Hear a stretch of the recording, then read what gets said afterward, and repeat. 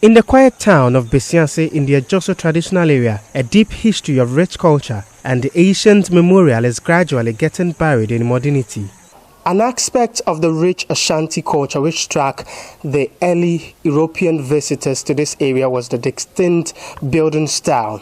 All were impressed with the construction, with the design, the cleanliness and the comfort of these traditional courtyard houses, which they regarded as being well adapted to the particular climate and the particular condition of life in this area. We are here at the Asante Shrine House in the Ajoso traditional area. The unique features of these buildings are embedded in their style, method of construction, traditional motifs, and rich colorization of walls and practice of traditional religion. Ironically, the only 10 buildings that have survived till today are shrine houses of some powerful deities who have interceded and protected the Asantes. This site at Besianse in the Ajoso traditional area houses the Yautano deity, which is profoundly revered in the Asante worship, a depiction of the traditional character of vernacular Asante architecture. Francis Kwayiri is the Ashanti regional head of Ghana Museums and Monuments Board. For Ashanti culture, drumming and dancing is a crucial aspect of Ashanti culture. And so this place was dedicated, to the singers, and then the space over there was dedicated for the cooks, that is the kitchen, and then the drummers also have their space over there. And so this central courtyard here was used for performance by the priest, who at the time was one of the most important people in Ashanti culture. The Asante buildings were built in the wattle and daubed technology. First, a framework made of vertical timber posts linked together by horizontal members constructed around a mat platform. This is then plastered from both sides with clay. The resting walls have thickness of about 25 centimeters.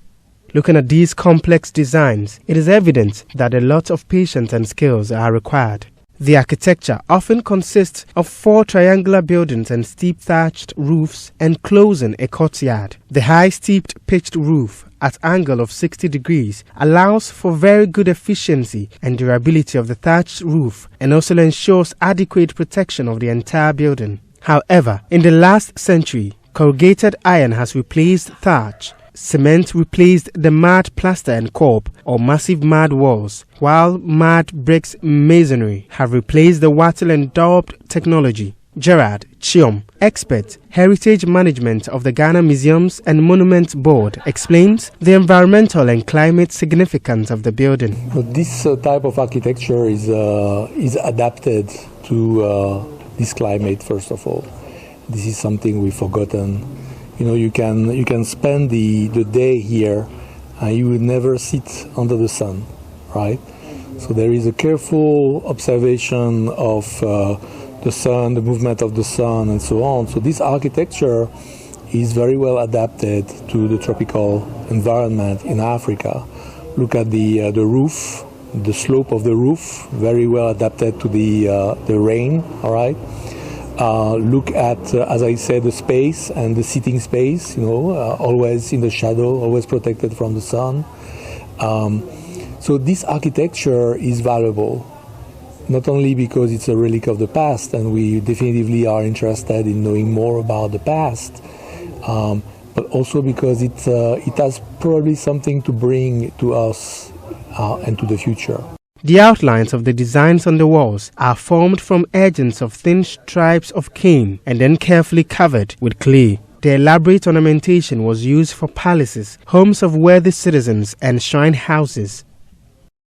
The kind of building that was adopted for these kind of people, especially the kings, the queens, the priests, were very unique and adorned with different decorations and adinkra symbols. And each of them have its own meaning, and they sort of speak to certain cultural and social norms within the society.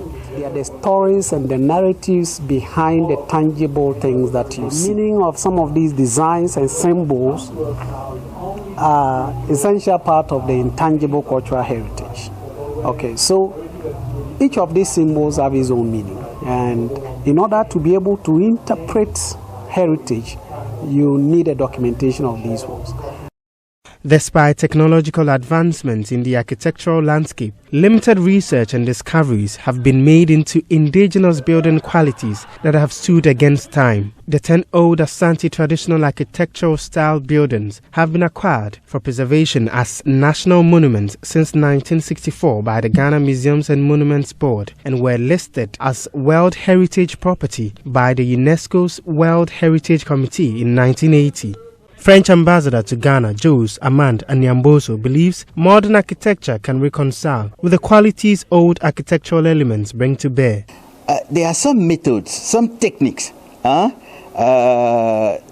were not only valuable, but are still very, very efficient. So definitely, I think that the techniques, especially what I saw, the explanation of Francis,